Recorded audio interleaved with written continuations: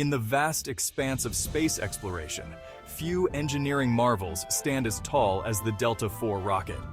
This behemoth of modern rocketry has etched its name in the annals of space history. Since its debut in 2002, the Delta IV has been a workhorse of the United States space program. It's launched satellites, carried classified payloads, and pushed the boundaries of our reach into space. This rocket isn't just big, it's smart. It's a culmination of decades of rocket science and engineering prowess. The Delta IV represents a leap forward in rocket technology. It's more powerful, more efficient, and more versatile than its predecessors. This rocket has opened new frontiers in space exploration.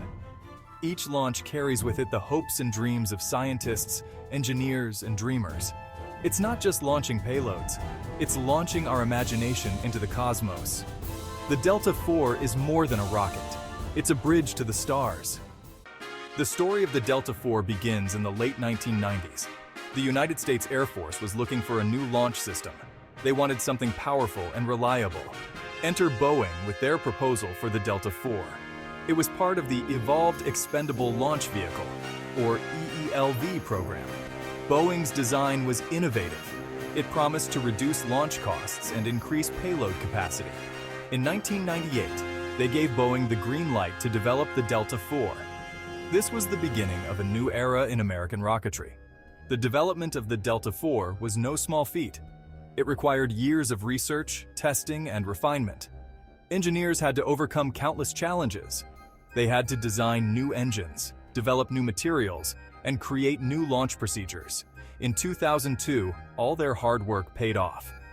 The first Delta IV rocket lifted off from Cape Canaveral. Since then, the rocket has undergone continuous improvements. The Delta IV isn't just one rocket, it's a family of rockets. Each member of this family is designed for specific types of missions. This versatility is one of the Delta IV's greatest strengths. It can handle a wide range of payloads and destinations. At the smaller end of the spectrum is the Delta IV Medium. This configuration is perfect for lighter payloads. It's been used to launch communication satellites and GPS satellites. The Medium can lift up to 6,800 kilograms to geostationary transfer orbit. Moving up in size, we have the Delta IV Medium Plus variants. These rockets add solid rocket boosters to the core stage. This gives them extra oomph at liftoff.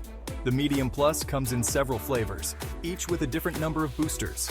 At the top of the family tree sits the Delta IV Heavy. It's a beast of a rocket, capable of lifting massive payloads into orbit. For now, just know that it's one of the most powerful rockets in operation today. The Delta IV Heavy is a sight to behold.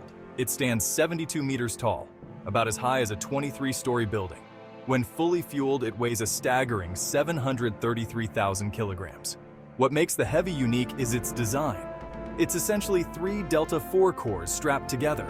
The center core is flanked by 2 booster cores. All 3 ignite at liftoff, creating a spectacular display of power. The side boosters burn out first and separate.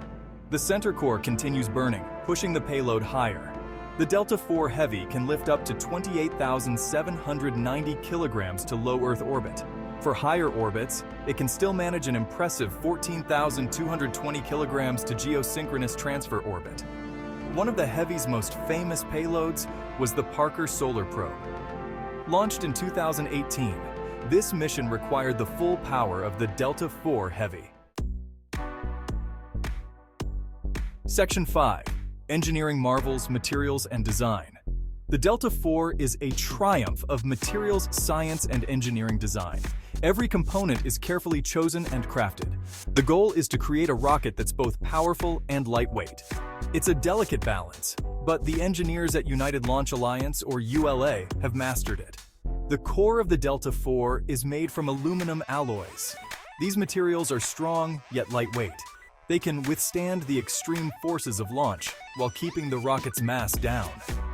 The fuel tanks are lined with a special insulation. This keeps the cryogenic propellants at the right temperature. One of the most distinctive features of the Delta IV is its orange external tank. The orange color comes from the spray-on foam insulation, or SOFI, that covers the tank. This foam helps keep the liquid hydrogen fuel cold. It also protects the tank from aerodynamic heating during ascent.